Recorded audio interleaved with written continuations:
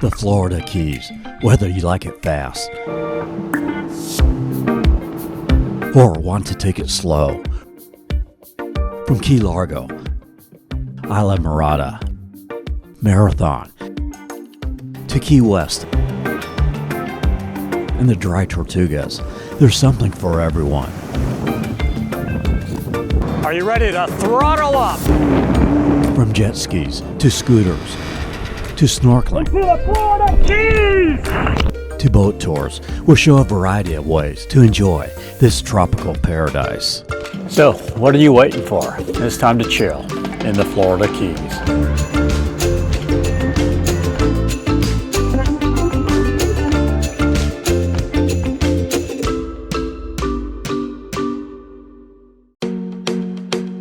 In this video, we travel 107 miles down the overseas highway, beginning in Key Largo. In Islamorada, we'll kayak in the Gulf, show 2 boat tours, snorkeling, a jet ski tour, and feeding the fish. We'll take you to Marathon in the lower Keys, exploring Pigeon Key, Bahia State Park, say hello to a tree named Fred, and do a segment on the Overseas Railroad. But there was a time when the railroad was the main way to get to Florida's largest city, Key West. And finally, in part 4, we'll show the Conch Republic. We'll take you jet skiing 28 miles around Key West with furry water sports. Explore all the attractions.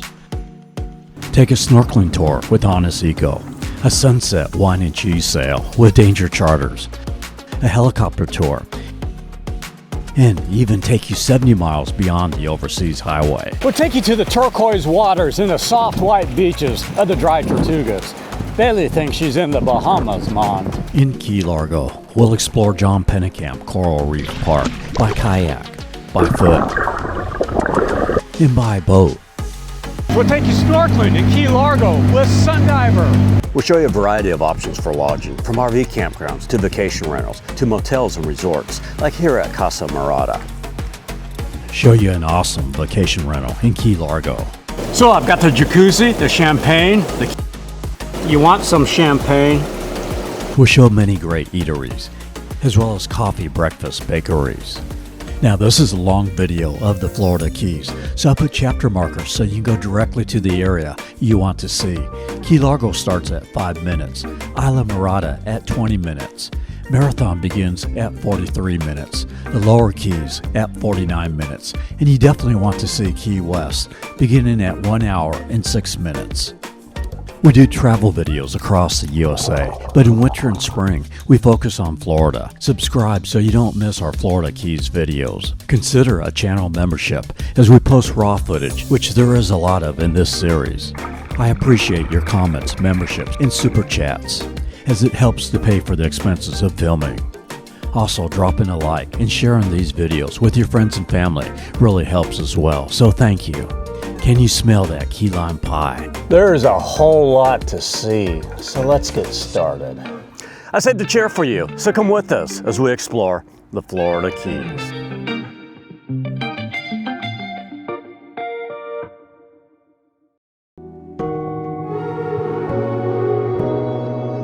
As the sun rises over Whale Harbor in Islamorada, let's talk about what time of year to visit the Keys.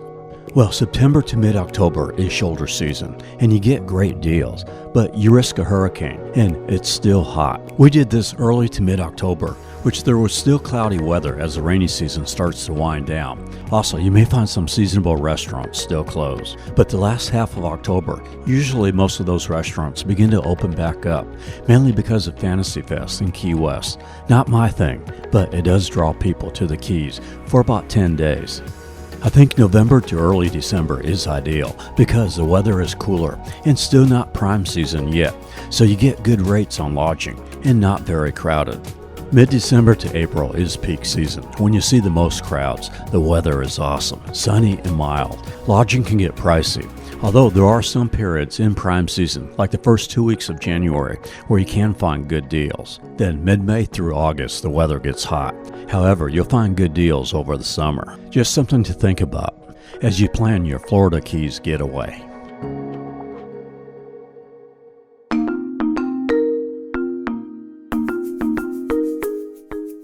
It's sunrise over the Calusa Campground in Key Largo, named after the Calusa Indian tribe, who were some of the first to navigate the waters between the mainland and the Florida Keys in the 1700s, before there was the overseas highway and railroad. We'll come back in a bit to show you the vacation rental, but for now, we'll start our journey in Florida City, where we also stayed as well for a couple of days. This is the southernmost city on the mainland. It's where the Florida Turnpike ends at, drops you down on US 1. If you are on a tight budget, the motels here are pretty cheap, and it's about 30 minutes away from Key Largo. We stayed at this Days Inn. It was about $70 a night in early October. Can't beat that. It was a decent room. From Florida City, it's 20 miles to Key Largo. There's two ways to get there, the Card Sound Bridge on the left, and on the right, the more direct route, US 1, as you drive over the Florida Everglades.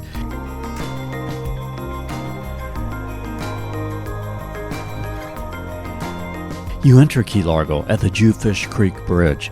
Under the bridge is Gilbert's Resort and Marina with a tiki bar, live music. They also have kayak, jet skis, and boat rentals. This Jewfish Creek Bridge is at mile marker 107. That is 107 miles from Key West. The mile markers correlate to the addresses. For example, Gilbert's Marina is at 107,900 Overseas Highway. So it helps you to know how far you are from a location you are going to. Now the one exception to that is in Marathon, from mile marker 47 to 60. The addresses there do not correlate to the mile markers. It's morning, time for breakfast. Have a couple of good places I want to show.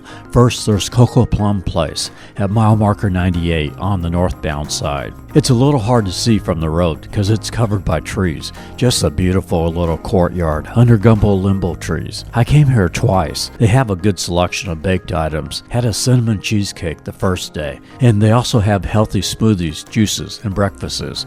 Had a breakfast burrito on the second day. There is also the Pinecraft Bakery close by too, which is accessible from both the northbound and the southbound lanes. This is a Cuban bakery chain you see across South Florida.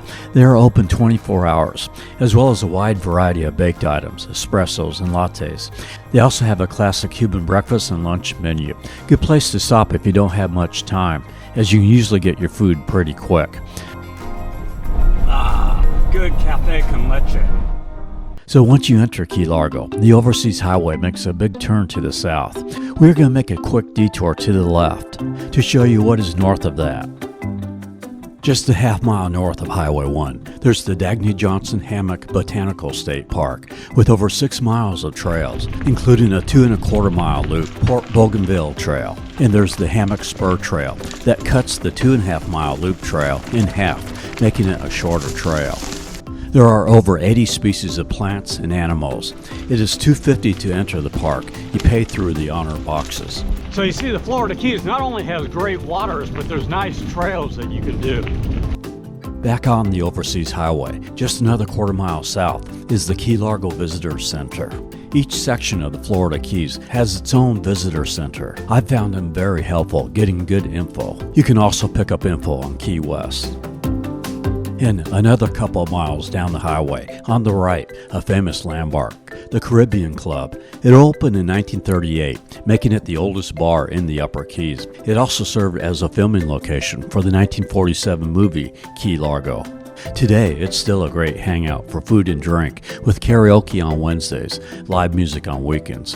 One of the best places to catch a sunset in Key Largo. The 1982 song, Key Largo, also references that movie. It was by Bertie Higgins, who turned out to be a one-hit wonder. Key Largo is still ranked as one of the 100 greatest one-hit wonders of the 80s. You can rent a kayak or paddleboard here with Florida Bay Outfitters. Next to the Caribbean Club at the Bayside Inn is Jimmy Johnson's Big Chill, a sports bar and grill with a pool. It's a little more expensive than the Caribbean Club, but has a bigger menu, more variety, more livelier. I'm having mahi fish tacos. Bailey said the mahi was very delicious. In our video 4 years ago, Bella and I had the lobster pizza. Runs about $40, but that was great too.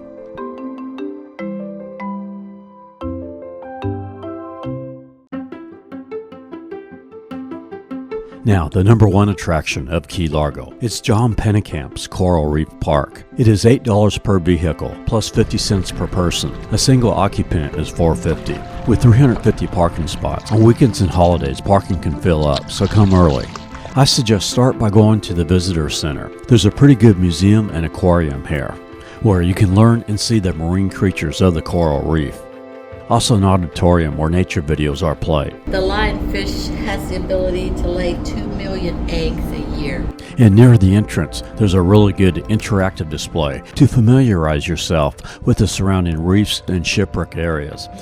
It shows the 6 more shallow reefs that are good for snorkeling, giving a little info about each. The Dry Rocks Reef, where the Christ of the Deep statue is at. Then it shows the 4 shipwrecks and 4 other reefs that are good for diving. Again, showing info for each. You can pause the video to read a little about each site. The whole length of the Florida Keys is a marine sanctuary, from Biscayne Bay in Miami, all the way to the Dry Tortugas, which we'll see at the end of this video. Next to the visitor center is a shop where you can buy snorkeling supplies and snacks, or book your boat tours and kayak rentals, which is what we are going to do. 4 hours is $45 for a single kayak, or $55 for a double. Canoes and paddleboards are $35. They do allow dogs in the park and in the kayak. They just can't go in the water or on the beaches. The water is so calm. Yeah, thank you. I didn't go very far because I had limited time. Was doing the snorkeling tour on the same day.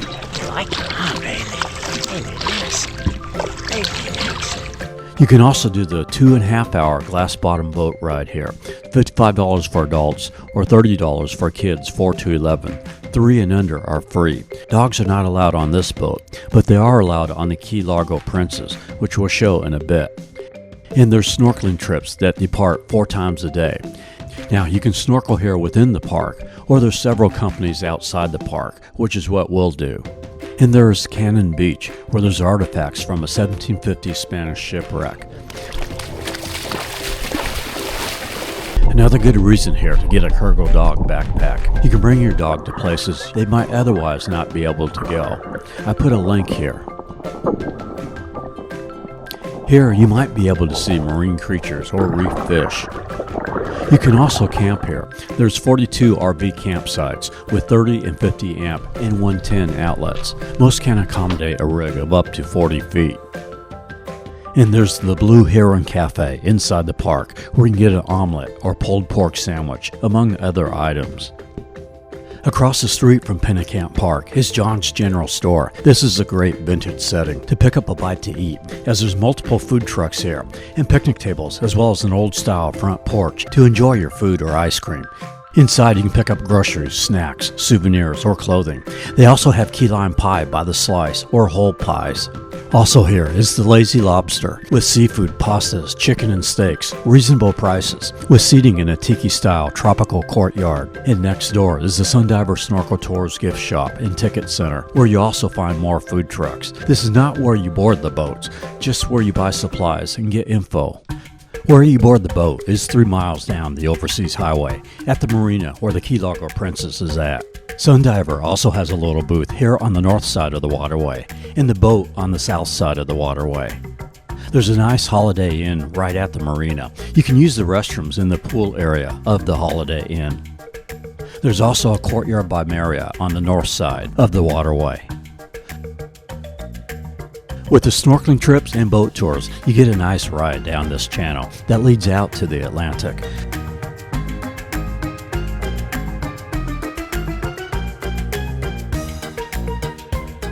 We passed by the Rainbow Reef Dive Center. If you want to do a more serious dive, they have packages that also include lodging at either the Courtyard by Marriott or Holiday Inn.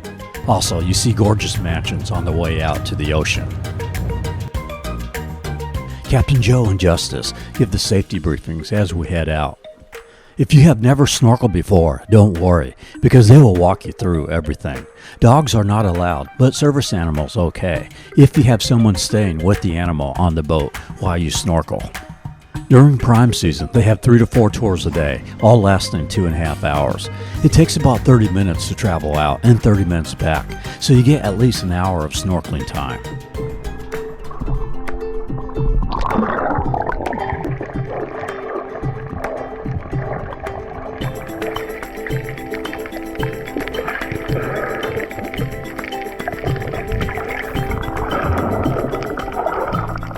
We are snorkeling at Wheeler's Reef. Sundiver also goes to the Christ of the Deep statue.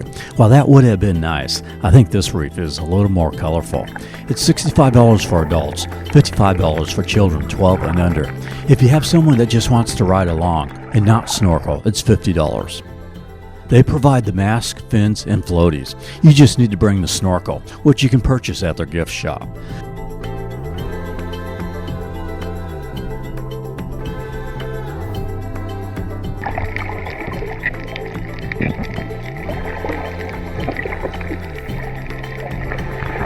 The coral reefs of Key Largo are North America's only living coral barrier reefs.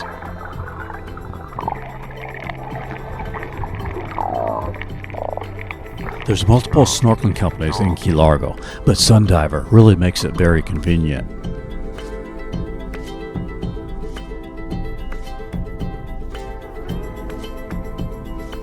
As we travel back to the marina, there's Skipper's Dockside Grill. This is an old Florida-style bar and grill with seating overlooking the waterway. And you can see the coral reefs without getting into the water by Glass Bottom Boat. There's the Key Largo Princess, and as mentioned before, they are pet friendly. It's $58 for adults, $32 for children 11 and under for a 2-hour tour. They go out to the Molasses Reef, another nice ride into the Atlantic to see the colorful waters. Then once at the reef, you go inside on the first deck to see the reef from the glass under the vessel.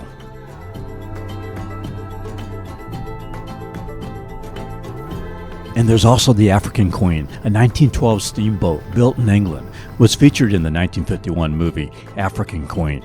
It is $65 for adults, $30 for children 4 to 12.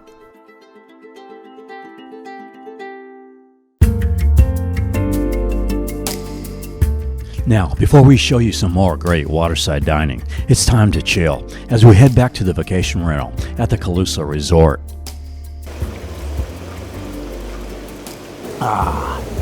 Such a great way to relax after a day of snorkeling at John Pennekamp State Park. Surprisingly, many of your vacation rentals or even resorts do not have hot tubs in the Keys. This is Calusa Paradise LLC. It's pet friendly. A 3-bedroom house with all the amenities of home, full kitchen, washer and dryer, great Wi-Fi, a barbecue and lounge area on the ground floor.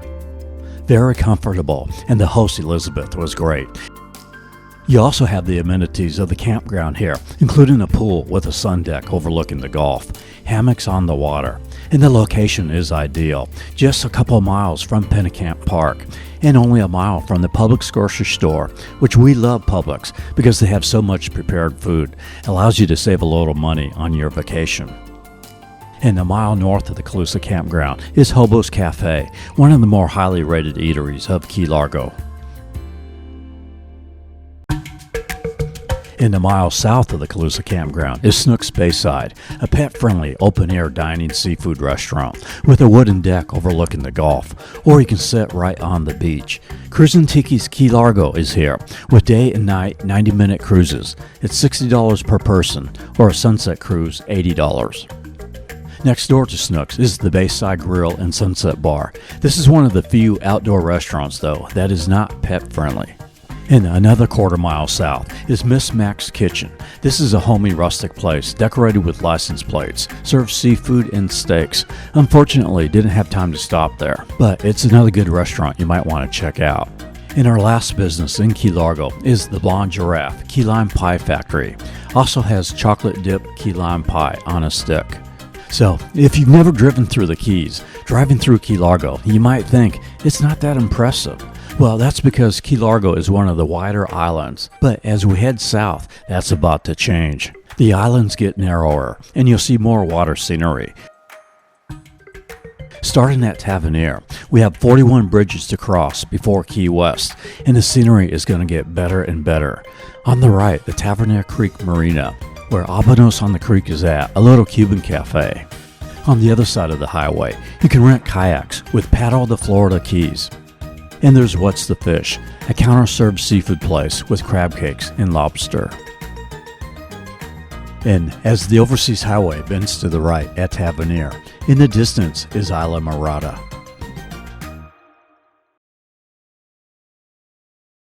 It's the sounds of nature saying come. Experience the wildlife of the Purple Island. Were you born to be wild? Or maybe you just want to chill? Well, this is the place to do it. Welcome to Islamorada. We journey further down the overseas highway, exploring the 7 keys stretched out over 14 miles that make up Islamorada.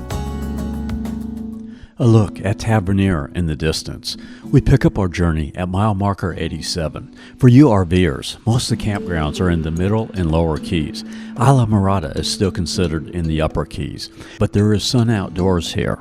They have several pet-friendly pull-through 30 and 50 amp sites that can accommodate large rigs up to 59 feet. They also have these colorful vacation rentals, lots of amenities, a pool deck overlooking the Atlantic, a marina boardwalk. There's a resort lawn with games and barbecue grills, complimentary paddleboards and kayaks. Moving down the overseas highway is the Islamorada Visitor Center in Founders Park. This park is one of the more popular beaches of Islamorada. It is $8 to enter. Active duty military and disabled veterans are free. It's a beautifully manicured beach with shallow water and a swimming area. There's a playground, tiki huts with picnic tables, barbecue grills. Dogs are allowed inside the park, but not on the beach. They also have the only Olympic-sized pool in the Keys for an additional $2 to $3. And there's tennis, pickleball, and basketball courts here. And next door to Founders Park is the Rain Barrel Village with a 30-foot-high lobster named Betsy. This is a funky, rustic island village full of shops, souvenirs, sculptures, paintings, pottery, gifts, household decor, and counter-served food. You can get some good Cuban coffee, pizza, or a lobster roll. Bailey saying hello to another Bailey, a poodle sheepdog. It's a good little hangout when traveling down the overseas highway.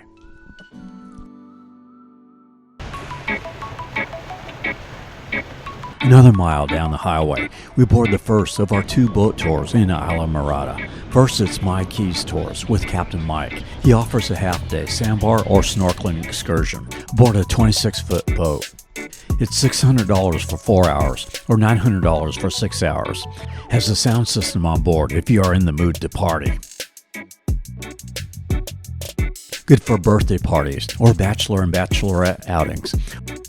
Or you can do a 2-hour sunset tour, which is what we did for $350. They will also include a charcuterie board for $75 or a dessert board for $40. Mike is a Coast Guard veteran, so knows what he is doing on the waters, and he can find the dolphins pretty good, as we saw on this night. We'll come back to some other things we saw on the My Keys boat tour when we talk about the resorts, but I want to keep this in order by the mile markers as we head down the overseas highway. We now cross over the same bridge we just went under on the boat. Snake Creek here is named so because of its S-curves as it leads out into the Atlantic. There's a great little restaurant here called the Island Grill. This is perfect if you happen to get a rainy day, which I did, but still want to eat outside as they have a large open-air dining area. I'm having fried grouper. Was very good, and they are very dog-friendly. They have a little mural on the wall for pictures. But that doesn't mean a couple of them still don't slip through the cracks. Theater of the Sea is a lagoon and lush tropical garden, home to dolphins, sea lions, sea turtles, fish, sharks, stingrays, alligators, and birds. General admission is $50 for adults, $33 for children 3 to 10. They have animal encounters you can do for an additional price, like swimming with the dolphins, which is $230. Randy, are you ready to hold one of these girls like a baby all by yourself? Oh yeah, yep. Totally worth it as you get to touch the dolphins, ride a dolphin. And they might even give you a kiss.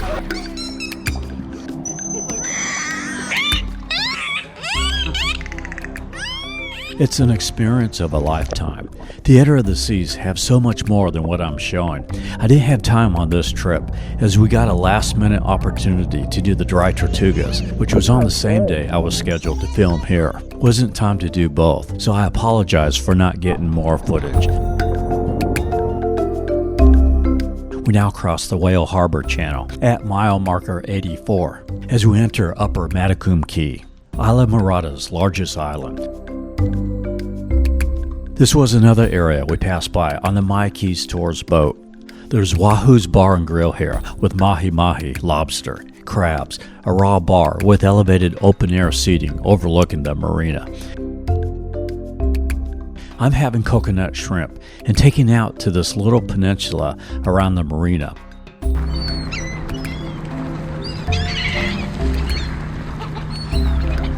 You'll often see lots of birds here, as there's several fishing charters here, and those pelicans sure love the fishing charters. Also here at mile marker 83 is a Publix grocery store. Again, we love Publix because of all the prepared food they tend to have. You can maybe save a little from the expensive restaurants and yet not have to spend a lot of time cooking. In my travels to the Keys, I have passed this colorful History of Diving museum many times, but this time I decided to film. This museum itself is the largest public display of diving equipment in the world. You can walk inside an old diving bell. So the real one would be closed here. It would only be open at the bottom. Your feet would get wet. See how diving equipment has evolved.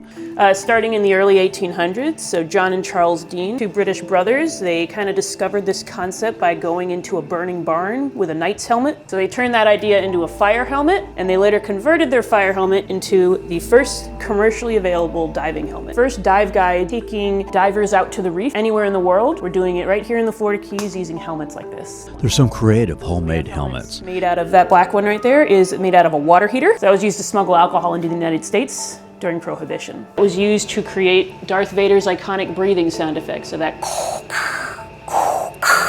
is the sound of air flowing through a scuba regulator. So this is different equipment used by divers to light up the darkness and to be able to communicate with the surface. This is 20,000 Leagues Under the Sea. It's dedicated to Jules Verne's novel. So this is a real silver treasure bar from the wreck of the Etosha. You can take a selfie with a vintage helmet here. It is $15 for adults, $13 for seniors, $7 for children, and we do have different discounts for active duty military, veterans. Islamorada is known to have some of the best resorts in the Keys. Most of them are on the Atlantic side. And there's a few like Islamorada on the Gulf side, where I chose to stay at. An advantage to the Atlantic side is you have a beach right on the ocean, but an advantage to the Gulf side is you have great sunsets. The two most famous resorts are the Islander and Chica Lodge and Spa. These are both luxury resorts. The Islander has the Keys History and Discovery Center, is on the north end of the property. It is open to the public, another place I should have filmed. Also, there's a pier and boat dock at the Islander. Next door is Chica Lodge and Spa, a 4-star resort hotel with a 9-hole golf course, tennis and pickleball courts, 3 pools, cascading waterfalls. Been visited by multiple presidents like Truman and George Bush Sr., many movie stars. Has the longest fishing pier in the Keys at 525 feet. Serves as the boat dock for guests. And speaking of Hollywood, the Netflix series Bloodline was filmed in Islamorada at the Moorings Village and Spa at this 2-story home near Chica Lodge. We viewed it from the My Keys Tours boat. They show them playing on the beach, but then what they do, they go over to Pierre's in Morada Bay across the street. It was all one entity. Now on the bay side is the Art Deco-styled Casa Morada, a smaller resort with 16 rooms with more reasonable rates compared to the Islander or Chica Lodge. Yet you still have some great amenities to enjoy. They have golf views from the Sea View Suites, as well as the lush Garden Suites, which is where I stayed. Spacious, comfortable, Floridian-styled rooms, and dog-friendly with a $75 per stay pet fee. These garden suites have a patio with loungers facing the tropical jungle with some delicious complimentary coffee. Was very good. Also included a continental breakfast located on the 2nd floor where the Sea View Suites are at. This resort is designed around providing peace and rejuvenation with its tropical surroundings, a little island with a freshwater pool, loungers, and hammocks. This property is ideal for a sunset wedding and enough rooms for your family and close friends. And there's the Boathouse Bar right on the water overlooking the Gulf.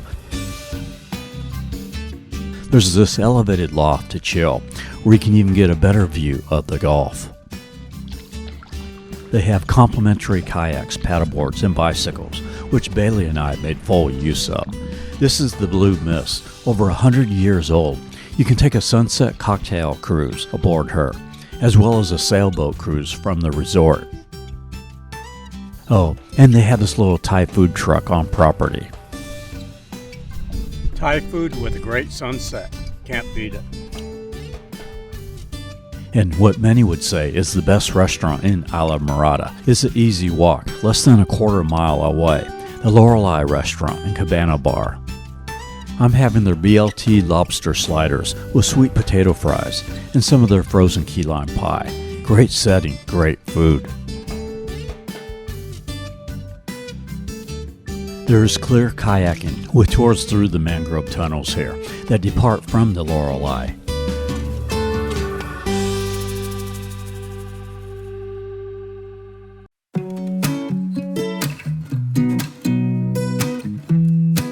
We continue southwest over the Overseas Highway. On the right, Sushi Sake with hibachi items and sushi rolls. A look at Upper Pennekamp Key.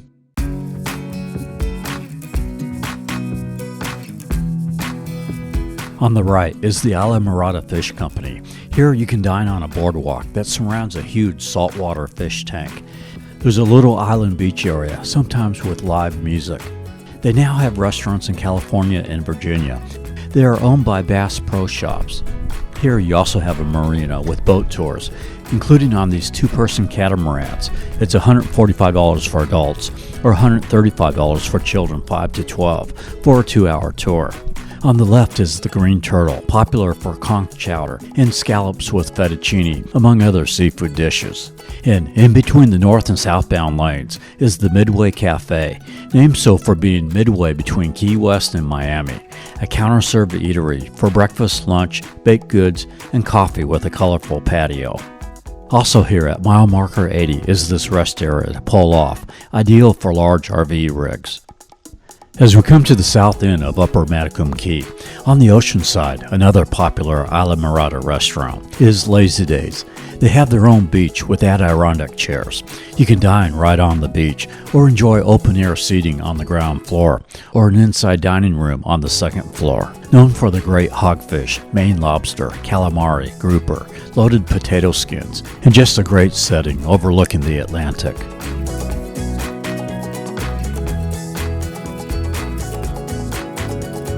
Moving further down the highway, at the end of Upper Pennekamp Key, is Robbies Marina. Islamorada is considered to be the sport fishing capital of the world, and this is one of the more popular spots to experience that, with a large fishing charter fleet. They also have a cafe and houseboats for lodging.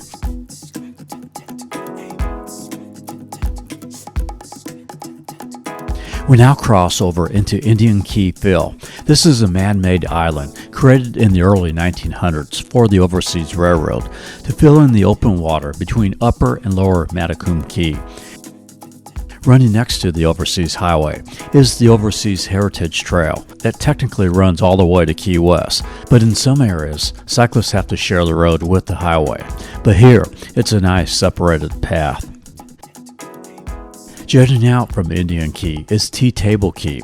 This is a private island and wedding venue. You can book vacation rentals here on Verbo. Headed on a road trip, let's go, watching every town we dip on past. I'm in charge of the tours, just skip the ones that make the time just fly on by.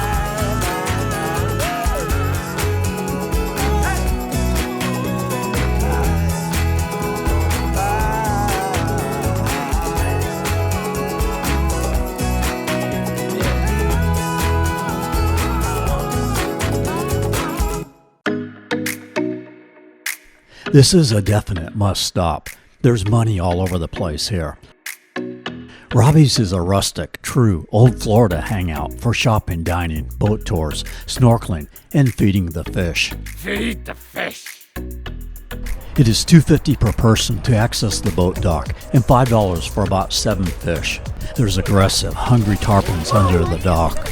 The pelicans here are pretty tame, as they will let you walk right up to them, although guard your fish because they will steal them. Great entertainment for just $7.50. Bailey having a meet and greet with Ellen May, a Habanese.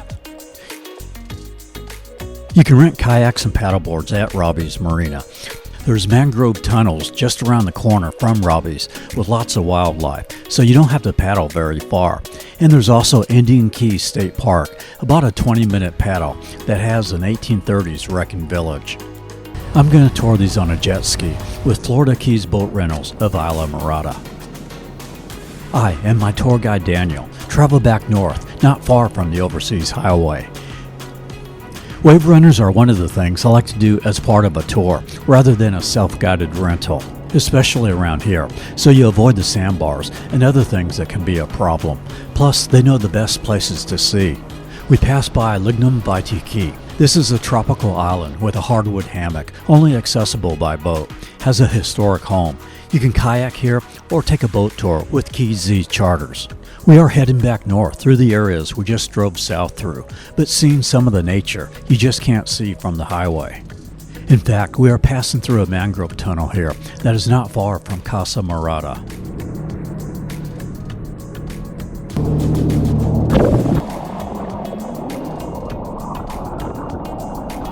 Now we cross the overseas highway out into the Atlantic Ocean. It is $139 for a 1-hour jet ski tour, or 2-hour snorkeling tour is $199. They also have a 2-seater at no additional charge. It is just so exhilarating. And now back into the Gulf as we head back to Robbies.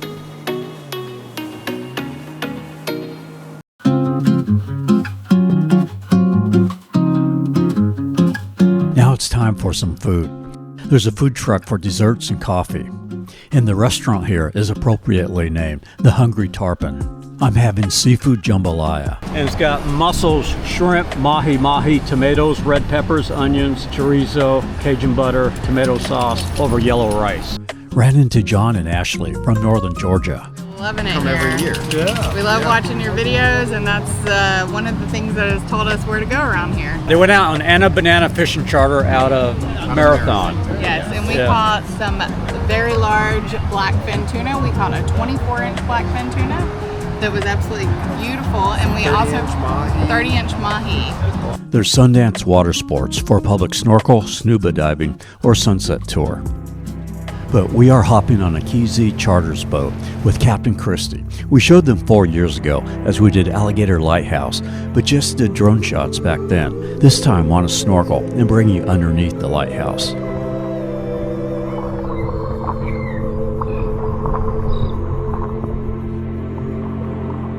It is $400 for a 2-hour tour. The snorkeling gear is included. So typically it's between 2 hours and 6 hours is a bit much, but we also do like 2, 3, 4, just 2 to 6 basically. We'll come to Alligator Reef Lighthouse. That's mostly where people like to come. Pretty much your choice, depending on conditions. And then also Chica Rocks, and we're pretty open to any snorkeling. And then how many people will fit on the boat? Up to 6. Okay. A little bonus this day as Captain Christie spots some dolphins.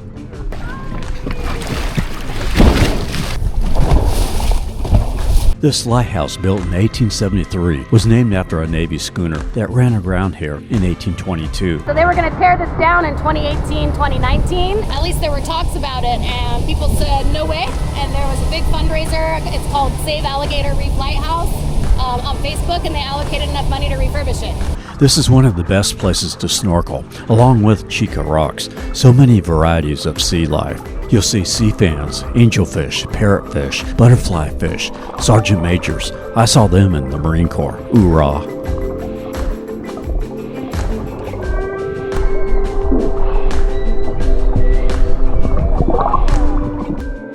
You might also see sea turtles, rays, and nurse sharks.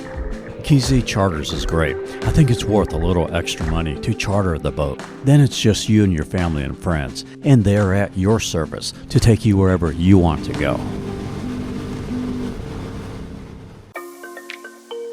We are almost to the end of Islamorada. We travel south down Lower Pennekamp Key. This is a sea turtle nesting area. Nesting season is typically April 15th through October 31st. On parts of this key, if you are driving here at night, you'll find red lighting instead of the normal white lights. That is to prevent the baby turtles from becoming disoriented and crawling away from the ocean on the road, as they naturally move towards the brightest horizon, which is typically the sea.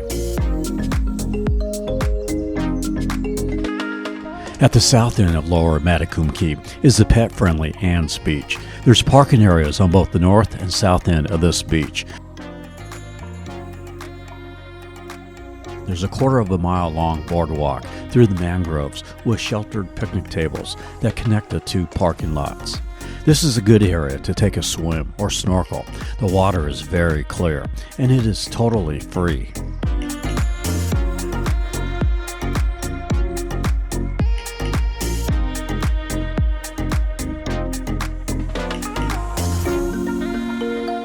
South of Anne's Beach, at mile marker 73, is the Channel No. 2 bridge. This is a great area for sunsets, one of the best places in the Keys for fishing. There's parking on both the north and south side.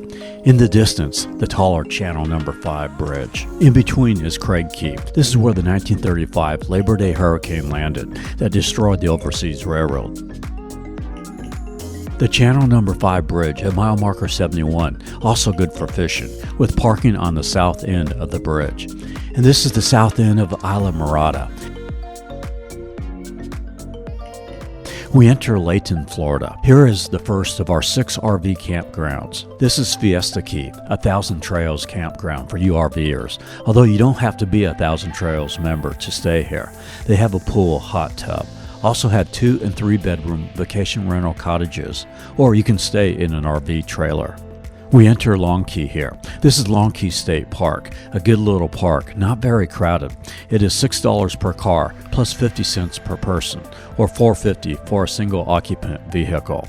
There's a few picnic tables and benches along the shoreline with barbecue grills. There's snorkeling, swimming, fishing, kayaking, although you have to bring your own kayak. Or you can just relax and enjoy the Atlantic. There's a 1.1 mile Golden Orb Trail and this long boardwalk trail where you can actually see the original tracks of the Overseas Railroad. We'll talk about the history of the railroad when we get to the 7-mile bridge. This here, the Long Key Viaduct. The old railroad bridge here runs along the new Overseas Highway, which is one of the major bridges in completing the railroad. At 2.5 miles long, this is the second longest bridge in the Keys, only behind the 7-mile bridge. We enter Conch Key to Duck Key. A long jetty surrounds Duck Key, provides a safe area for swimming. There's the Hawks Cay Resort and Marina with a circular beach area, a saltwater lagoon, good for swimming, snorkeling. On the other side of the key is Fish and Fun boat rentals. South of Duck Key is Tom's Harbor Cut Channel. As we cross another long stretch of water, you can see Duck Key now in the distance. We enter Grassy Key, which is the first of 13 islands that make up Marathon city limits. Here is Keys Cable Park at the lagoon, where you can do wakeboarding pulled by a cable. I did that in our Greater Myrtle Beach video. It's $54 an hour with the equipment, or if you have your own gear, it's $37 an hour. They also have an inflatable play area that is $35 an hour. There's a nice little beach area on the lagoon to watch the wakeboarding. And there's Bongo's Beer Garden Cafe. We had breakfast here in our previous video. They also have Jamaican jerk tacos you might want to try. It has a really nice, colorful, tropical setting. And across the street is Georgie's Coffee for a latte, espresso, or Cuban coffee.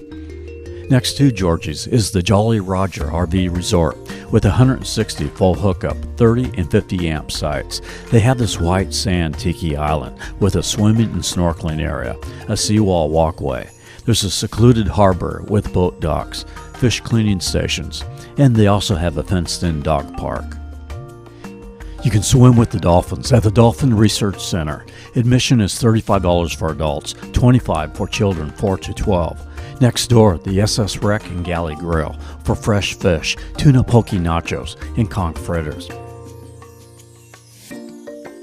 And there's the Grassy Key RV Resort. This, a good sand campground, also has a white sand beach area with boat docks and kayaking paddleboard launches. Next door, the Gulf View Waterfront Resort, a pet-friendly 3-star hotel. And another 3.5 miles down the highway is Curry Hammock State Park, which is on both sides of the highway. There's tent camping, cabins, and RV sites here. Now in downtown Marathon, this is the section of the Overseas Highway where the mile markers do not match up with the addresses.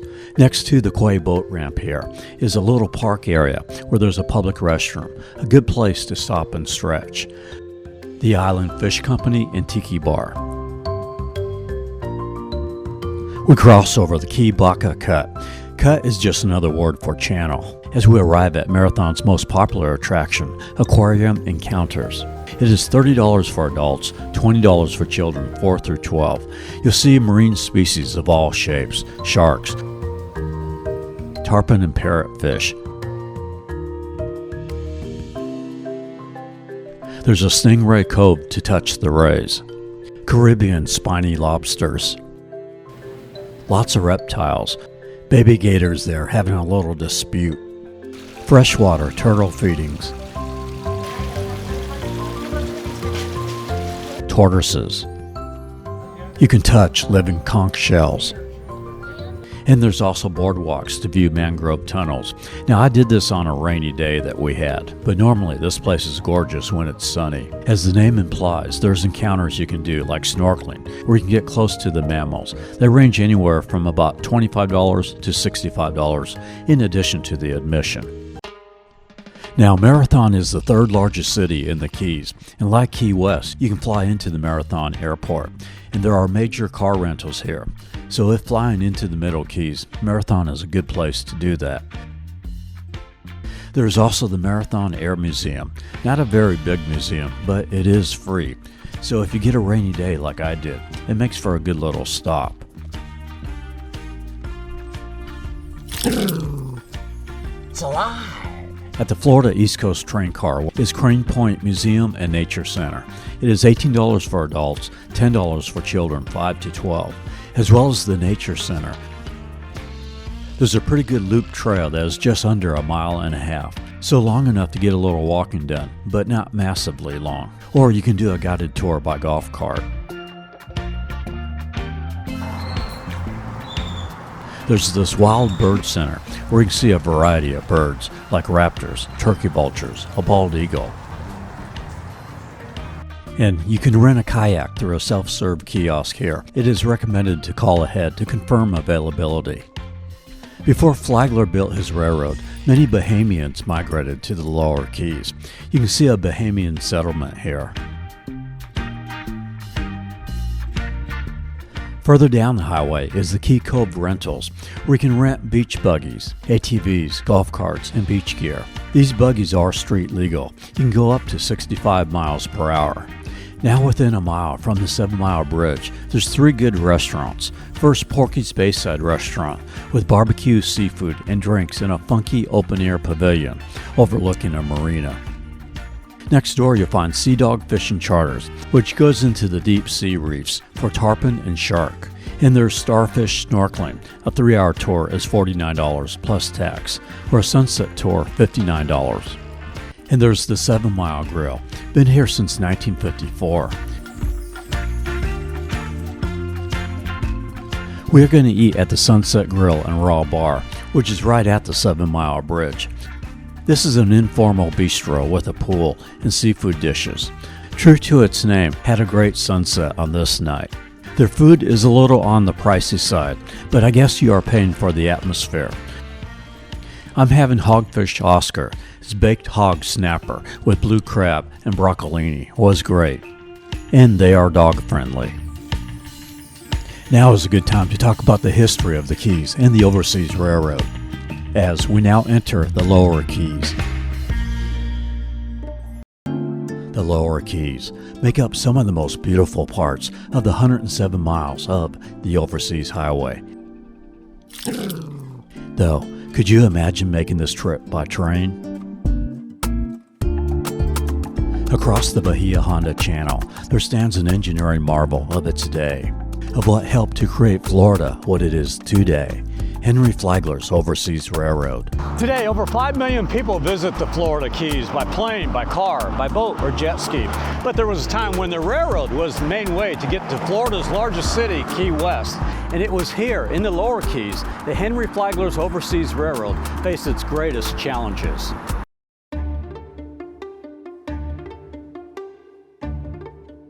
Before Walter Disney was born, there was another man who had the vision of Florida's potential for tourism. Henry Flagler, who built the Overseas Railroad, he was the Elon Musk of his day. When Flagler first thought of his Key West extension in the 1890s, wasn't much happening in the Keys, or really in Florida, other than Key West, which at the time was Florida's largest city. Miami only had under 1,000 people. Flagler thought if he could just extend his railroad all the way down to Key West, it would bring more people to his hotels, which by the time construction started on the Key West extension in 1905, he had hotels in St. Augustine, Palm Beach, and in Miami. While there were many challenges, there were two huge obstacles. First, the 7 miles of water between Knights Key, that's Marathon, and Little Duck Key.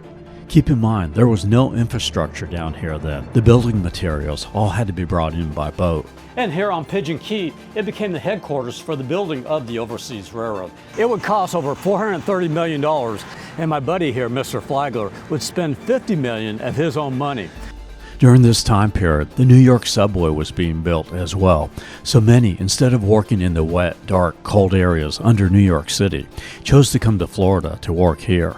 And another huge obstacle, just 3 miles south of the 7 Mile Bridge, was crossing the Bahia Honda Channel. While it's a little over a mile, this has the deepest waters of the Keys, which made it an engineering marvel to build. This was the last section of the railroad to be constructed, as when it was completed, Flagler made his trip to Key West in January of 1912. You can see a video of that day at the Rails to Sails Museum in Key West. It is $10.75 for adults and $5 for children 4 to 12. The trip from New York City to Key West would take 44 hours. Flagler would pass away the following year. While passenger service was great, the Florida East Coast Railroad never received the freight service that Flagler had expected, and the Great Depression eventually caused this railroad to go bankrupt in 1931. It was here at Craig Key where the Labor Day hurricane of 1935 struck, the most intense hurricane to ever strike the U.S. Recently, Hurricane Melissa, which struck Jamaica in 2025, was very similar. Both storms had sustained 185 mile-an-hour winds at landfall. That's devastation. The railroad, already in financial trouble, just could not rebuild. The Key West extension of the railroad was sold for $640,000 to the state of Florida. Not much compared to the $50 million that Flagler used to build it. 3 years later, Florida built the original Overseas Highway, much of it right over the railroad route. After the railroad ended, this became a rest area for the Overseas Highway, with cottages on the island that people could stay at like this. On the top of the Bahia Honda Bridge, you can still see the asphalt from that original Overseas Highway. In 1982, the new Overseas Highway opened, and many of those 37 bridges that were replaced are now fishing piers and bike paths. With all the technology of today, it shows what an amazing feat it was that there is still not a railroad rebuilt to Key West. Come on, Elon or Brightline, let's see if we can get a train down here.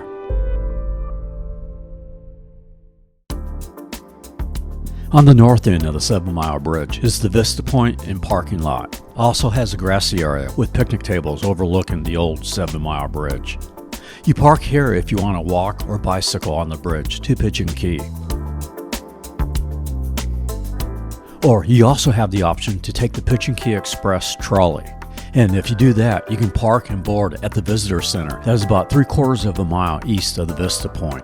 There's 4 trips a day. It is $30 for adults, $25 for children 4 through 12, and includes admission to Pigeon Key. If you do walk or bike, it is 2 miles each way. And then you would just pay the admission to Pigeon Key, which is $15 for adults, $12 for children. No dogs are allowed on the key. The guardrails here are made from the actual rails of the railroad.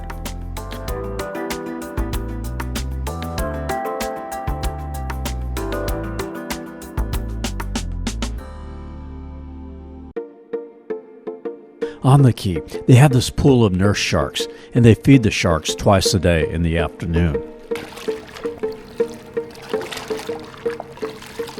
There's a museum on the island, which is where I got a lot of the info and showed the pictures from, talking about the railroad. You can take a guided tour here to learn about the fascinating history of this key and the overseas railroad. These buildings are the original buildings. They survived all the hurricanes, including the 1935 hurricane that demolished the railroad. So this bridge dead ends here.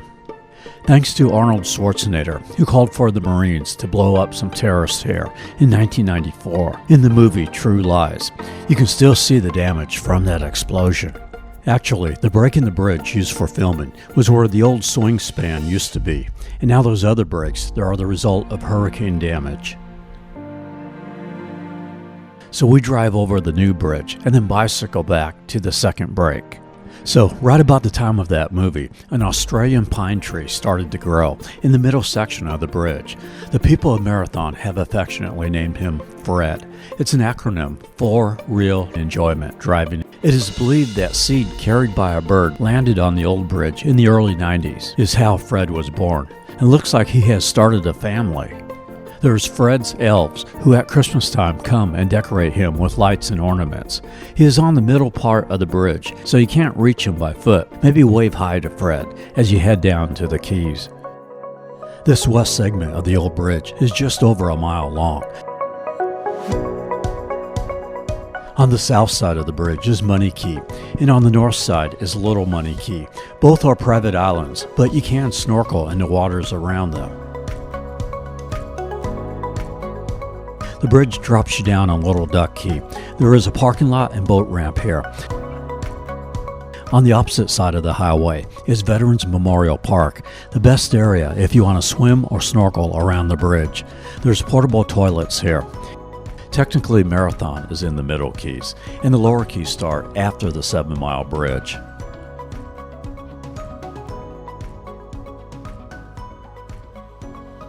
After Missouri Key is Ohio Key, where one of the best RV campgrounds is at, the Sunshine Key RV Resort and Marina.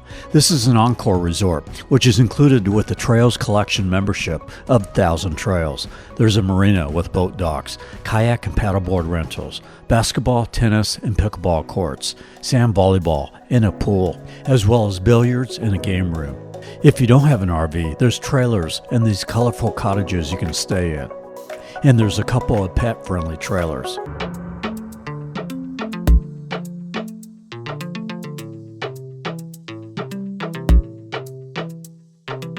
We now enter Bahia Honda Key. The water is just incredibly colorful. You can see the Bahia Honda Railroad Bridge in the distance. Bahia Honda State Park encompasses the whole key. This is, in my opinion, ranks among the 4 best state parks in Florida. It is $8 per vehicle for up to 8 people, so very reasonable. One of the reasons I rate this so highly is the swimming and snorkeling.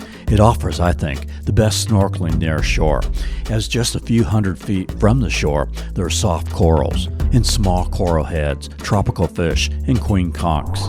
The calm, shallow waters make it ideal for swimming.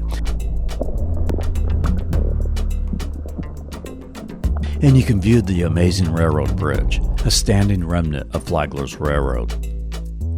The Loggerhead Beach faces the Atlantic, and the Calusa Beach faces the bridges. Now, if you do want to snorkel further offshore, the park does offer boat snorkeling trips to nearby Looe Key National Marine Sanctuary. And there's kayak rentals you can do. Dogs are allowed in the park and campgrounds, but not allowed on the beach or in the water, other than service dogs. Another great reason for a Kurgle dog backpack. There's also lots of options for lodging here. There's 3 campgrounds. For RVs, the Buttonwood and Sandspur campgrounds, which have electricity. And there's the Bayside Campground with primitive campsites for tents. You also have these nice deluxe 2-bedroom cabins that face the bay with full kitchen, linens, and cooking utensils. Cabin number 2 has a wheelchair lift. Pets not permitted in the cabins though. We crossed the Bahia Honda Channel, now just another 37 miles to mile 0, although maybe 33 miles to Key West, as mile 0 is about 4 miles into the island.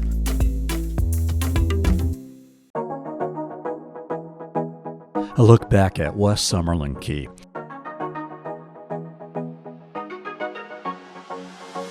We crossed the Spanish Harbor Channel to Big Pine Key. At mile marker 33 is Big Pine Key RV Park with lots of amenities, including a boat launch ramp and an elevated pool deck.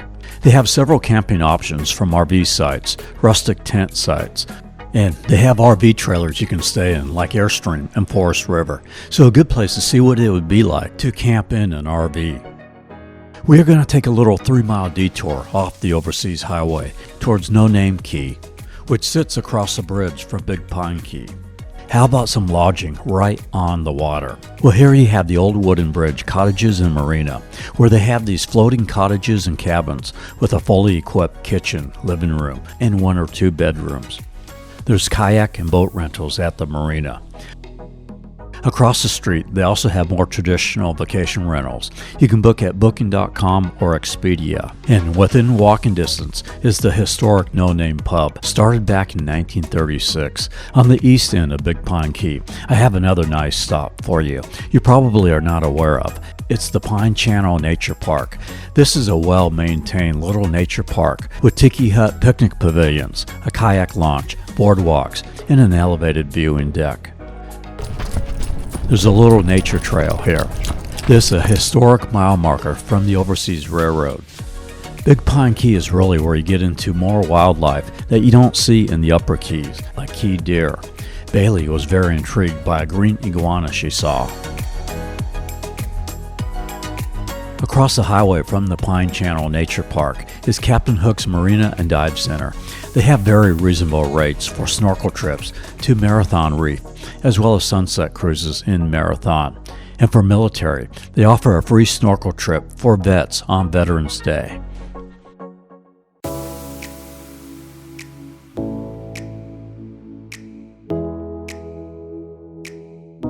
We pick up the Overseas Highway after passing Little Torch and Middle Torch Key as we approach Ramrod Key, named after a ship that wrecked on a reef south of the island. This is a popular place to stay, being very close to Lou Key, a popular area for snorkeling and diving. You'll find lots of vacation rentals on Verbal here. On Ramrod Key is Boondocks Grill and Draft House. This is a little entertainment hub with a mini golf course. Stay on it! Stay on it! There's regular live music and events. On this day was a boxing match going on. The next key is Summerland Key, where you find Tonio's Seafood Shack and Tiki Bar, a casual eatery with a full bar, offering seafood and pasta, overlooking the Niles Channel. Now, a look back at Summerland Key. Now crossing the Kemp Channel to Cudjoe Key. You'll often see blimps in the air here. They are used for border security and monitoring activities like drug smuggling. Cudjoe Key is very popular for boaters, as it has excellent access to both the Atlantic and the Gulf with clear, clean canals, and its proximity to prime offshore fishing for kingfish and sailfish in the backcountry areas. And there's a number of waterfront vacation rentals on Verbal with boat docks. And a lot of people prefer this island because it is totally non-commercialized. And beyond that is the Bow Channel in Upper Sugarloaf Key. The Bow Channel Bridge here, another good spot for fishing.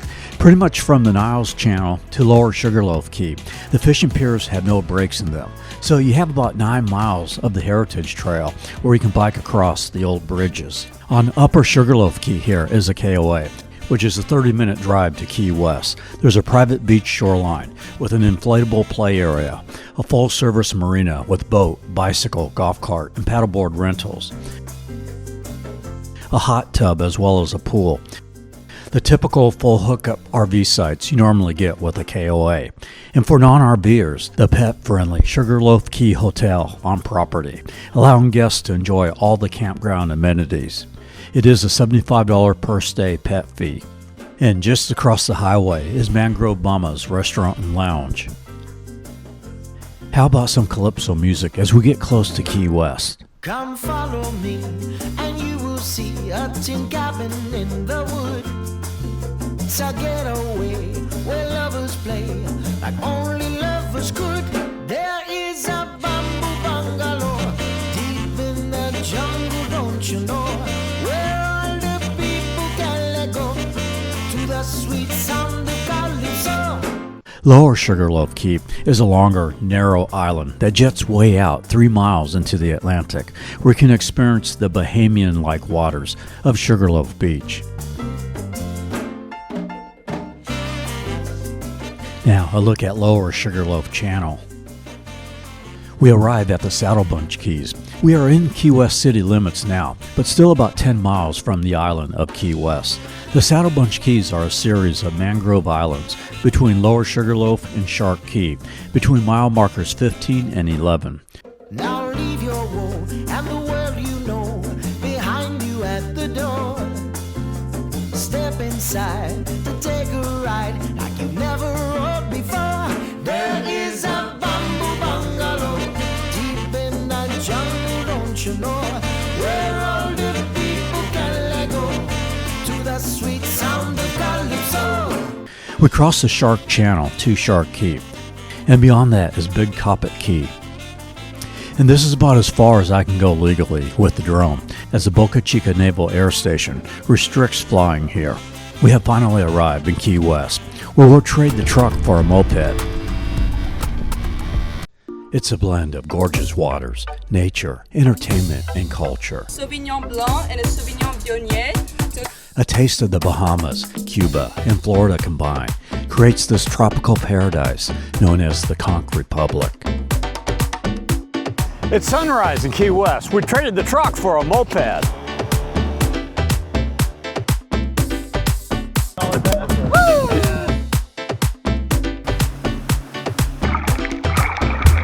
Your Sunday dinner might be sitting next to good old Uncle Frank. So 107 miles on the overseas highway, and we arrive at mile 0 in the Conch Republic.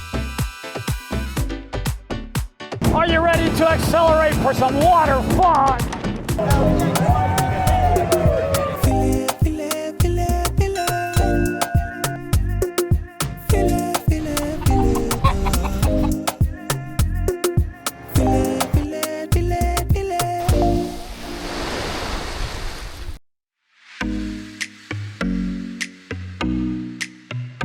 We are going to start off talking about transportation, lodging, and a little bit of history, then get into the water fun. There's 4 ways to get to Key West. We arrived coming down the overseas highway, but you can also fly into the Key West airport. If you do that, get a window seat, because it is a great view. In my mind, because I drove, I associate the Keys being on the east coast of Florida. But US 1 gradually travels more to the west, and by the time you get to Key West, you are due south of Fort Myers, on the west coast of Florida. Therefore, another great way to travel to the Conch Republic is by the Key West Express, which departs from Fort Myers and Marco Island. It takes about 3.5 to 4 hours each way. It is $185 for adults, $135 for juniors 5 to 12. Children 4 and under $85 for a round trip, and it's pet friendly for a $60 fee. And the 4th way to arrive is on a cruise ship. Furry has golf cart and bicycle rentals you can book. Golf carts are $130 for 5 hours, and they're street legal, so you can take them anywhere in Key West. If driving, you want to leave your car parked and use another form of transportation. There's several options. The Old Town Trolley is a hop-on, hop-off pass. Runs about $52 to $57 for adults, $19 for children 4 to 12, with multi-day options a little cheaper. You can rent a golf cart, but my recommended mode of travel is on a scooter, as it gives you more options for parking versus a car or golf cart. And it's just so much fun. Just ask Bailey. For lodging, you have many bed and breakfasts, smaller historic hotels in the downtown area, if you want to be walking distance to the bars and restaurants, but they can get very expensive. and not much room for parking. I prefer the hotels and resorts on the eastern half of the island because you have more convenient parking and you tend to get a better room for your money. Along A1A, there's a pet-friendly Hampton Inn, about 4.5 miles from Mallory Square. This used to be a Best Western. It is near the airport, so you hear planes taking off, but on the plus side, you have a great sunrise across the street. Now, traveling on US 1, on the left is Havana Cabana, where we stayed at in our previous video of Key West 4 years ago. This is a 4-star hotel, 3.5 miles from Mallory Square. It's pet-friendly, although it's a $75 per day pet fee. Now, about 3 miles from Mallory Square, further down on Roosevelt on the right, is the Ibis Bay Beach Resort. Stayed there in our 2019 video of Key West, but they are no longer pet-friendly. And a little further down on the right is the Parrot Key Hotel and Villas.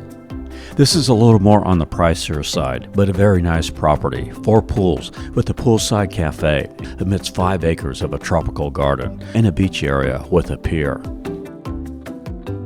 And further down on the left, now about 2.5 miles from Mallory Square, is where I stayed, the more budget-friendly Fairfield Inn.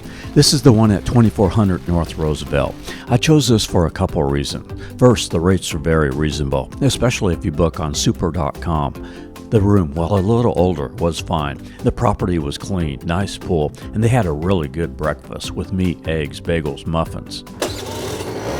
And the second reason I chose them is because Bone Island Rentals is at the hotel. They have golf carts, bicycles, and scooters. It is $75 for a 1-day or $120 for a 2-day scooter rental. You can do any number of days to a weekly rental. Fairfield Inn was a perfect distance from Old Town because long enough to get a nice little ride in, yet you can get anywhere in about 10 to 15 minutes. Also, you are close to the marina where there's a good couple of restaurants. A half mile farther down North Roosevelt is the Smoke Barbecue that is set in a boat with an old Florida decor. And another half mile down is Max Place Sports Tiki Bar. It is here you'll find Cruisin' Tiki's Key West. They have sandbar, sunset, and sightseeing cruises that are $75 for a public 2-hour tour, or you can charter the Tiki for $400, includes up to 6 people. Now North Roosevelt turns into Truman Avenue, still Route 1, passing mile marker 1, and on Truman is a good vacation rental. The Lighthouse Suites collection, you can book on Burble. These are a little pricier, but you get the amenities of home and a great location next to the Hemingway House and the Lighthouse, which we'll show in a bit. Key West gets its unique mix of culture from its history. Its Spanish heritage dates back to Ponce de Leon, who discovered Florida in 1513, as we'll see in our St. Augustine video. He then sailed south around the Keys and called this island Cayoeso, which means Island of Bones. He saw the island littered with bones, as the Calusa natives would use the beaches as a burial ground. But what they did find was thousands of bleach white bones scattered along Higgs Beach. That's a rooster, Bailey. You'll notice in Key West that there are roosters and chickens everywhere. Well, they were brought here by the Cuban immigrants, as well as great cuisine, coffee, and cigar manufacturing. And the shipwrecking and fishing industries brought many Bahamians to Key West, as the Bahamas are just a couple hundred miles to the east. During the third weekend in October, there's the Bahamas Village Goombay Festival, a food and music festival that celebrates the connection between Key West and the Bahamas. So that Spanish, Bahamian, and Cuban culture mixed in with Florida gives the Conch Republic a unique flavor. Okay, let's start out taking you to the top of the tower at the Shipwreck Museum to give you a perspective of Old Town. Looking east a couple of blocks is Duval Street. The street below is Front Street. Now looking south, the first building is the indoor shops of Mallory Square. Inside there's a Cuban coffee queen to pick up good lattes, espressos, and cafe con leche. Also, the restrooms are inside here too, on the second floor. The bottom floor has clothing retailers. This red building is the former Customs House, a landmark of Key West since 1891, when Key West was Florida's largest city in population. This building is now the Key West Art Museum, with 2 floors of exhibits. Next to the museum is the Opal Key Resort and Marina, which is where the cruise port is, where we're going to take a jet ski tour.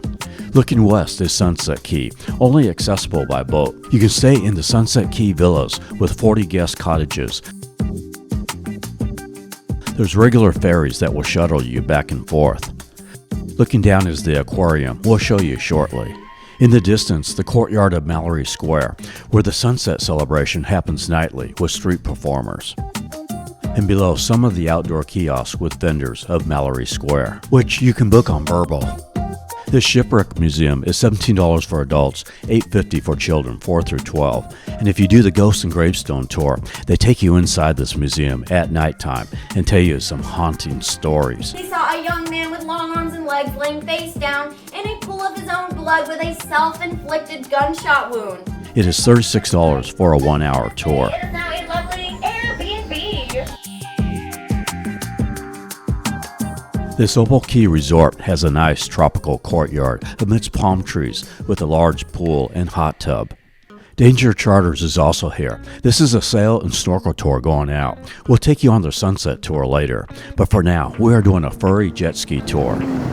Now, Furry also has parasailing and a 3-hour snorkel tour where they go to 2 living coral reefs. They include all the snorkel gear, and if you don't want to dive in the water, you can do their 2-hour glass bottom boat tour to see the coral reefs. And they also have a sunset cruise aboard a 65-foot catamaran with live music, drinks, and appetizers. There are 3 different locations to do their jet ski tour. We're coming out of the marina here, next to the cruise port. Starting out in the Gulf, you can see the clear, colorful waters. It is $140 plus taxes per jet ski if you use their discount code FURRY online. The jet ski can accommodate up to 3 riders, not to exceed 460 pounds. I would recommend to do this first before any of your other excursions because it gives you a perspective of the island as you go completely around Key West, 28 miles. We cross under the overseas highway on the Boca Chica Channel, now in the Atlantic Ocean. At Boca Chica Sandbar, there's an opportunity to get into the water. We'll come back here again with Honest Eco Tours.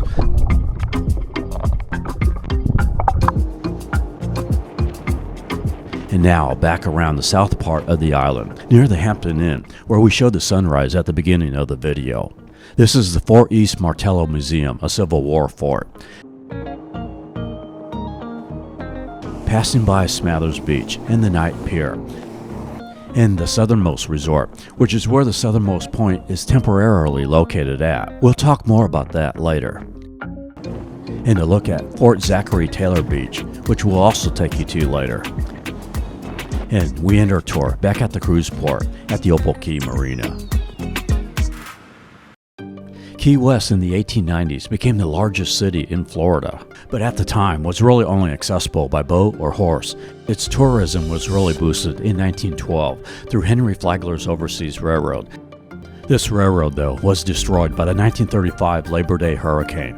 However, 3 years later, the Overseas Highway was built, and tourism has been strong since. You can see more on that, as well as the Spanish pirates and merchant ships, at the Rails to Sails Museum, which is about a half-mile walk from the cruise port. It is $9.50 for adults or $4.75 for children. Now, this museum is included with the Old Town Trolley Pass. Earlier in the same year of that hurricane, in January of 1935, Key West's first tourist attraction opened, the Key West Aquarium. This was the first open-air aquarium in the U.S., but the Labor Day hurricane that destroyed the railroad also closed this aquarium. But it reopened in the 1940s, and with many improvements throughout the years, today has some amazing exhibits, like the Atlantic shores, jellyfish, a stingray tank, a shark lagoon with shark feedings at 11, 1, 3, and 4:30. As someone who's been to many aquariums, I would say this has some of the most colorful and unique fish I've seen. You can get discounted tickets through trusted tours and attractions. It's $21 for adults, $12 for children 4 through 12, as well as combo packages that include the Shipwreck Museum, Custom House, Lighthouse, and Old Town Trolley or Conch Train. This Conch Train also gives you a narrated history tour.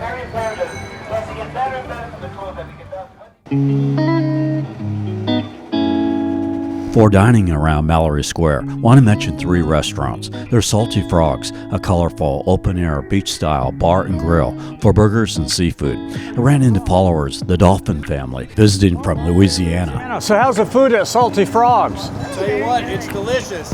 It's fantastic. We'll see them again later at the southernmost point. And there's Yummy Crab for Cajun boiled seafood, with a second floor deck overlooking Mallory Square. And of course, the Sunset Pier restaurant, with seating on a long pier overlooking the water, and as the name implies, great sunsets.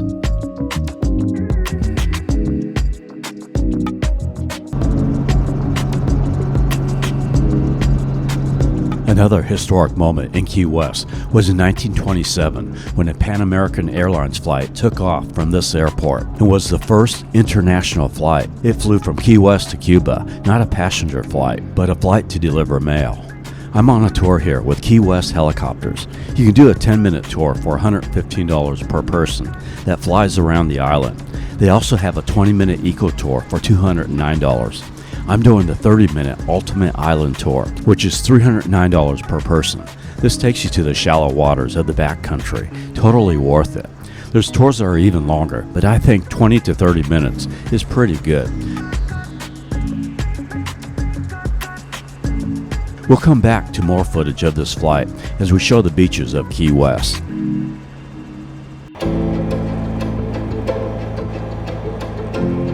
Want to see some cats? We're going to see some cats with 6 toes on their paws. Another person that helped to bring tourism to Key West was Ernest Hemingway, an author who wrote some famous novels while he lived here in the 30s. He was given a cat who had 6 toes on its paws. Today, you can still visit the Hemingway home and see some of the descendants of that original cat. Bailey was sure intrigued by them, as they were of Bailey too. It is $16 for adults, $6 for children, 6 through 12. 5 and under are free. Includes a guided 20 to 30 minute tour, which starts every 15 minutes. They do accept credit cards now. And across the street is the Key West Lighthouse. So this is not the original lighthouse on Key West. The first one was destroyed in 1847 by a hurricane. And that is why this one sits a little bit inland to make it more resistant to the hurricanes and the storms. And this one also sits a little bit higher up. It is 88 steps to the observation platform. You can see the entire island from here, about 7 to 8 miles out to sea. There's the cruise port there in the distance. It is $17 for adults, $9 for children, 7 to 18. Those under 7 and active military are free. Also on the grounds, a museum where you can see what life was like for a lighthouse keeper in the days before electricity. There's a couple of good restaurants near the lighthouse. A block away is Duffy's Steak and Lobster House, a long-time, highly rated restaurant. And across the street from the Hemingway home, the Moondog Cafe and Bakery. Also, a half mile up Whitehead Street is Mile Zero to take a selfie. There's a gift shop art store here to pick up any Mile Zero souvenirs you might want. Now on Duval Street. Streets are a little empty as this is mid-October, just before it gets a little busier at the end of October. We'll show you more of the restaurants later here in the evening, but for now, we are headed to one of Ernest Hemingway's regular hangouts, Sloppy Joe's. It actually used to be called the Silver Slipper, but Hemingway convinced the owner to rename it to Sloppy Joe's. I like it because you can get in and out pretty quickly. Good service. I'm having a taco salad. About $19, they give you a lot. I get the fresh vegetables to feed my active lifestyle. Alright, now we head to the historic Seaport, about a half mile northeast of the cruise port in Mallory Square. This is where the ferry terminal to go to the dry Tortugas is at. But first, we're going on a snorkel and sandbar cruise with Honest Eco Tours. There's Harpoon Harry's across the street for breakfast, but they are cash only. Bailey saying hello to Wolfgang, a Buckeye from Ohio. I'm grabbing me a cafe con leche from another Cuban coffee queen here. Very happy on a day that was forecasted to be cloudy. Ended up being sunny. Dogs are generally not allowed, but I'd call them as they have a captain that sometimes brings his dog. Of course, service animals are okay. We head to the Boca Chica Sandbar, where we stopped at on the jet ski tour. It's next to the Boca Chica Naval Air Station.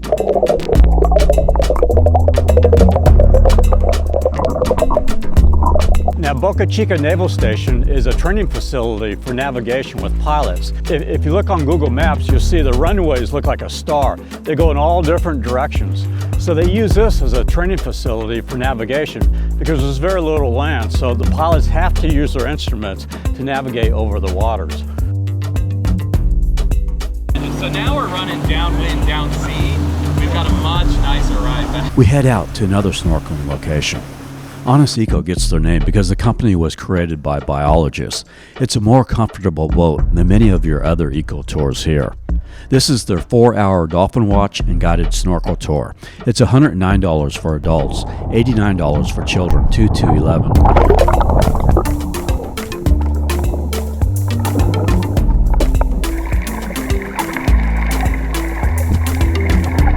They also have kayaking snorkel tours and a sunset sail. I'd highly recommend Honest Eco. The crew, Captain Chase and Sam, were great and made it fun. They provide the snorkel gear, so you just have to bring the suntan lotion. This is Man of War Harbor, where a lot of the locals anchor their boats next to the Fleming Key.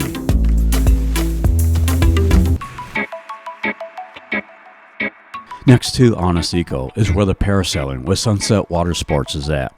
You can also do this at Smathers Beach. With Sunset Water Sports, it's $60 per parasailer, and an observer can ride along for $30. It's a 1-hour trip, and you get 10 to 12 minutes of flight time. I like flying out of this location with Sunset Water Sports or from the Opal Key Marina with Furry because you fly near Sunset Key. Requesting permission to land. 30 seconds until touchdown. Landing gear now down and locked, pulling the drag shoe. Nose gear touchdown. Back at the Seaport, there's several really good restaurants to grab a bite to eat. There's the Schooner Wharf Bar, a long-time popular open-air hangout. The Half Shell Raw Bar, a casual fish house. The Conch Republic Seafood Company with Caribbean-style eats. And the A&B Lobster House with the more casual Alonzo's Oyster Bar. But we are going to the Boathouse Grill, which is where the Honest Eco boat is at, to grab some typical Key West food. The key lime pie first came to us by Christopher Columbus, not his first voyage, but his second voyage in 1493. He brought the key lime trees to Haiti, and then in the 1800s, the Haitians and Bahamians migrated to Florida. It was later in the 1800s, about 1890, that they started making this delicious key lime pie. Now, another famous food comes to us from the Bahamians is the conch fritter. Now, the conch fritter is conch meat mixed into a seasoned batter with ingredients like flour, eggs, or vegetables, and then it's deep fried to a crispy golden brown. And some of the Bahamas culinary practices are also in Key West, which is another reason why it makes Key West a very tasty destination. Now, there are several creative ways to have key lime pie, so we head to Duval Street to another Key West tradition. Well, one of our followers, Chris, said you gotta come to Matheson's here and get key lime pie on a stick. So here it is. Just a perfect thing to cool you down on a hot Florida day. We'll come back to Duval Street later. Now, let's show you the beaches of Key West. There's Smathers Beach. At a half-mile long, it's the largest beach in Key West. It has restrooms, chair rentals, picnic tables, and volleyball courts. The waters are shallow and calm, making it good for swimming, and there's water sport activities. In between Smathers Beach and Higgs Beach is the Edward Knight Pier, also referred to as the White Street Pier, or jokingly, people call it the unfinished road to Cuba. At a quarter-mile long, it's the longest pier in Key West. And there's Higgs Beach. It has a dog park, playground, and tennis courts across the street. And there's concessions with lounger rentals and restroom facilities. Now it's time to head to the best beach in Key West at Fort Zachary Taylor State Park. It is $6 per vehicle for up to 8 people. Stay. During the Civil War, Key West was the only city in the South that was part of the Union, and Fort Zachary Taylor, as well as Fort Jefferson and the Dry Tortugas, were used by the Union to block the Confederacy from importing and exporting goods through Florida ports. You can take a guided tour with a ranger here at 11 a.m. The ocean here has a nice turquoise color to it on a sunny day, as you saw the color when we were out on the jet ski. And speaking of, you can see a jet ski tour there in the distance. The beaches around Key West are made up of rock and coral. Here though, they did recently re-nourish this beach, so it's better than it used to be, but you still might want to wear shoes. You'll find lots of wildlife, from birds on the beach. That's an iguana. Stay. 2 iguanas around the fort. I think I saw about 4 of them. There's 3 of them. Stay. There's the KOA Cafe here. You can rent loungers. 2 chairs and an umbrella is about $39. And there's plenty of shaded picnic areas, which is nice on a hot day. Ran into Chris and Megan from Texas. My Kurgo dog backpack allows Bailey to hang with me when I get adventurous, to bring a dog where they otherwise might not be able to go. And it's got great little pockets to keep all your stuff. Near this jetty is where the Atlantic Ocean meets the Gulf. This is, in my opinion, the best place to view the sunset, as you have tropical trees and you are closer to the sailboats and schooners. And it's not as crowded as Mallory Square. And a mile east of Fort Zachary Taylor is the most photographed spot in Key West, the southernmost point buoy. Now your GPS might guide you to the old location, which is a couple of blocks from where it is now. But that area is being repaired. It is now next to the southernmost house, which by the way you can book on Expedia. This is supposed to be a temporary location. Most of the locals like it better where it is because you have this nice little courtyard all along here. However, this is really not the southernmost point because you have a pier right there. Right here is really the southernmost point. This is the dolphin family enjoying one of the great spots for sunset here on Key West. All those people are lined up for the southernmost point, but the dolphin family is south of that. It's right here. Yeah. And across the street is the southernmost guest house. You can book at booking.com. This also has the southernmost bar, and they have a little stand near the buoy, after or before you get your selfie.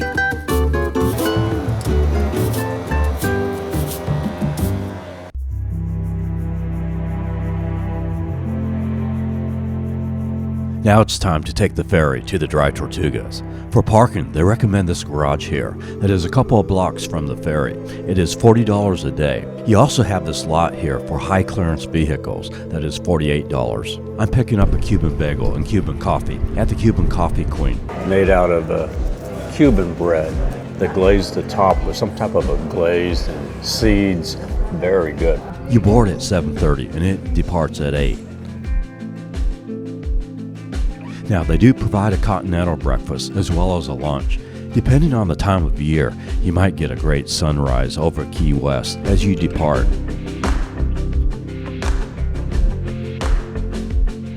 They do a little narration as you travel around Key West before heading out into the Gulf. This trip takes about 2.5 hours each way.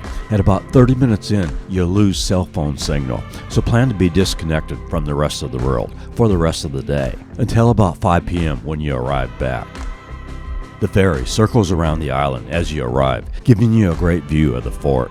It is $250 for adults and $195 for children 4 to 16. Under 4 are free. Now that includes the National Park Pass, so if you already have a park pass, you can deduct $15. There is also a seaplane you can take too, but it is a lot more expensive at $494, and you only get 2.5 hours on the island, whereas on the ferry you get over 4 hours.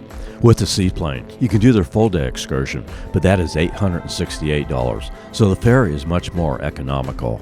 The ferry also includes snorkeling equipment. On this day, they were using the Key West Express boat, but you normally ride the Yankee Clipper 3.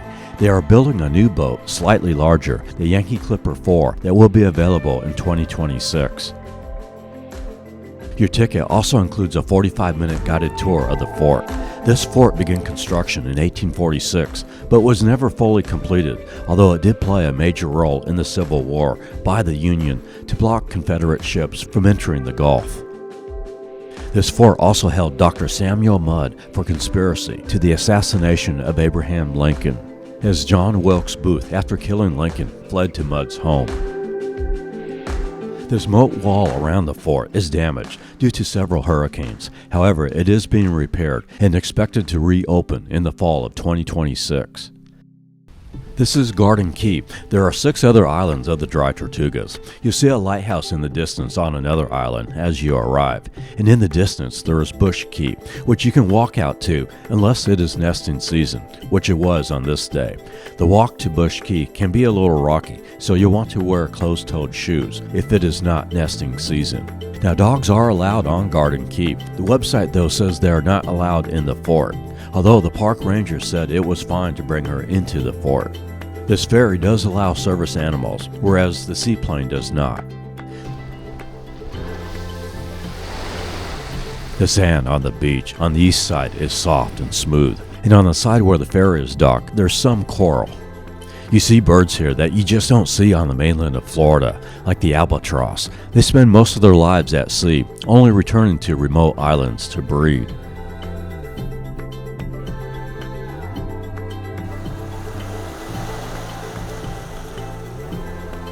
These structures here are called coaling piers. They are remnants of the old coal docks.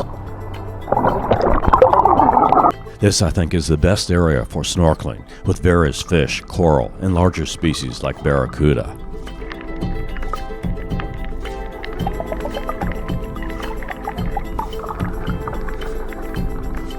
Water, and they had these lemon iced tea drinks. The 4 hours goes by pretty quick when you factor in a tour of the fort, lunch, snorkeling, and exploring.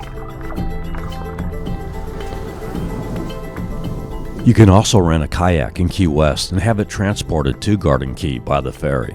Yeah, staff has just been absolutely tremendous, and they do everything they can to make your stay on the dry Tortugas a really enjoyable adventure. Now it's time to head back to Key West. Many thanks to Stacy and Edward from South Carolina for buying me a pina colada, one of the many drinks and snacks you can get aboard the ferry. Grab a drink from the bar and enjoy that ride back to Key West.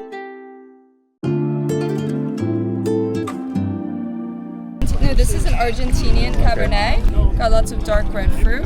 As I've shown, there's great spots in Key West for sunset, whether it's Fort Zachary, Truman Waterfront Park, or Mallory Square, but nothing beats getting out on the water. You have many options for sunset or snorkeling cruises. There's Sebago Water Sports, Terralani Sail Adventures. For a real schooner, there's Classic Harbor Line with the Schooner America 2. We saw Classic Harbor Line in our Boston video. And there's Schooner Appledore. However, I chose Danger Charters. They depart out of the Opal Key Marina. We board Danger's Prize, a 52-foot schooner, for the Sunset Wind and Wine Sail. To a Californian Chardonnay. This one's got your typical oaky, buttery characteristic. I think they should call this the 8 Wines and Charcuterie Board Sail. Want to call it that? Woo! Yeah. As through the course of the cruise, you taste 8 different quality wines, Nice Cabernet Sauvignon from Argentina. as well as a full array of hors d'oeuvres. Argentinian Cabernet. Never quit.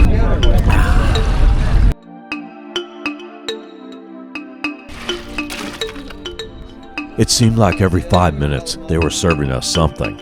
It is $109 for a 2-hour cruise. Well worth it for what you get. No better place for a wine tasting than on the open waters of the Gulf. Just 5-star service, so relaxing. Mark and Sue from Cape Coral. Rosé, got notes of strawberry. Of course, you want to pick an evening that is sunny. You won't be disappointed with Danger Charters.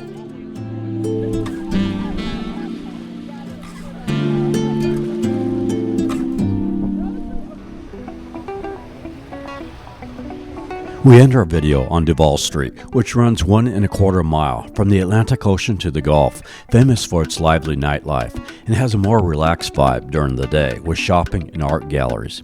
You'll see that Key West has its own architectural style. It's a blend of Bahamian, Cuban, and Victorian designs.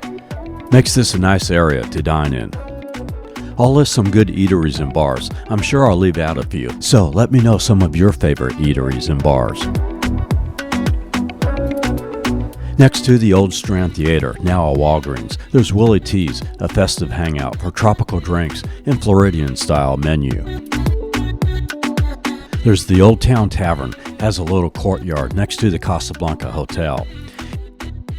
And the Hard Rock Cafe, with a high-energy vibe, really lights up at night. Inside they have a collection of rock and roll memorabilia. For a more quiet, intimate setting, there's the Grand Cafe in a Victorian mansion with a garden and porch, serves American fare with a broad wine selection. Next to the Grand Cafe, there's Caroline's for a Caribbean steak, conch fritters, and other Key West cuisine. Fat Tuesdays with a variety of frozen cocktails. They have a couple of locations here. Fogarty's with a large corner courtyard with local seafood and frozen drinks. The Sugar Shack for candies and ice cream. And next door, the Stinking Crawfish for Cajun seafood, crab legs, fried shrimp, and oysters. Irish Kevin's on the right, and across from Sloppy Joe's is Rick's, a happening night spot, has a lounge and dance club with live music. A block away from Duval, a good Thai restaurant with a covered patio. To support my active lifestyle, I've got to have my vegetables, so that's why I picked some Thai food. Got some vegetable Penang. So this is on the corner of Ann Street and Green Street, just a block away from Duval Street. There's also this Wandering Rooster food truck here to pick up something quick. Also a block from Duval on Eaton Street is the Key West Theater. Duval Street ends near Front Street, the center of Old Town, where you also have several shops and eateries.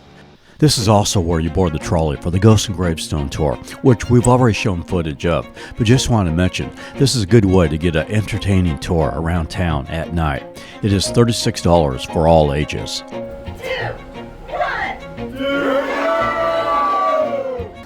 1. Take care, Henry. We'll see you again.